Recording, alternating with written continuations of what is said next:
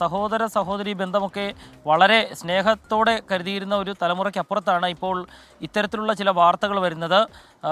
ഇന്നും ഉണ്ടായ ഈ സംഭവം അതൊരു 12 വയസ്സുള്ള ഒരു കുട്ടിയും 10 വയസ്സുള്ള മറ്റൊരു കുട്ടിയുമാണ് ഈ കേസിലെ രണ്ട് വശത്ത് നിൽക്കുന്നവർ. അവർ സഹോദരനും സഹോദരിയുമാണ്. ഈ സഹോദരൻ രാസലഹരി ഉപയോഗിച്ചതിന് ശേഷം അത് സഹോദരിക്കും നൽകി എന്നുള്ളതാണ് അതിൽ ഏറ്റവും പ്രധാനപ്പെട്ട കാര്യം. ആ കുട്ടി ചെറിയ കുട്ടിയാണ്. ഈ ലഹരി ഉപയോഗിക്കാനായി ഈ കുട്ടി പൊയ്ക്കൊണ്ടിരുന്നത് രാത്രിയിൽ വീട്ടുകാരൊക്കെ ഉറങ്ങിക്കഴിയുമ്പോൾ സൈക്കിൾ എടുത്തുകൊണ്ടാണ് പൊയ്ക്കൊണ്ടിരുന്നത്. അങ്ങനെ ഒരു ദിവസം കുട്ടിയെ കാണാതായി. രാത്രിയിൽ വീട്ടുകാർ നടത്തിയ അന്വേഷണത്തിലാണ് കുട്ടിയെ വളരെ ദൂരത്ത് നിന്ന് നെടുമ്പാശ്ശേരിക്കടുത്ത് നിന്നാണ് ഈ കുട്ടിയെ കണ്ടെത്തുന്നത്. അങ്ങനെ പരിശോധനയിലാണ് ഈ കുട്ടിയെ പിന്നീട് ആശുപത്രിയിൽ ലഹരി വിമോചന കേന്ദ്രത്തിൽ എത്തിക്കുന്നു. അതിനു മുൻപ് തന്നെ കുട്ടി വളരെ വയലൻ്റായിട്ട് മാതാപിതാക്കളെ ഉൾപ്പെടെ ആക്രമിക്കുന്നു. താൻ പ്രായപൂർത്തിയാകാത്ത കുട്ടിയാണ്, തനിക്കെതിരായിട്ട് എന്തെങ്കിലും പറഞ്ഞാൽ മാതാപിതാക്കൾ ഉൾപ്പെടെ ജയിലിൽ പോകുമെന്നുള്ള രീതിയിൽ ഈ കുട്ടി ഭീഷണിപ്പെടുത്തുന്നു.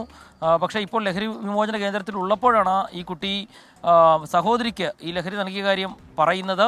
പിന്നീട് ആ കുട്ടിയെയും ആ പ്രായപൂർത്തിയാകാത്ത ആ സഹോദരിയെയും ചികിത്സയ്ക്കായി പ്രവേശിപ്പിച്ചിരുന്നു. നിലവിൽ ലഹരി മോചന കേന്ദ്രത്തിൽ ചികിത്സയിൽ കഴിയുന്ന ഈ കുട്ടി വളരെ ഒരു അക്രമവാസന കാണിക്കുന്നു.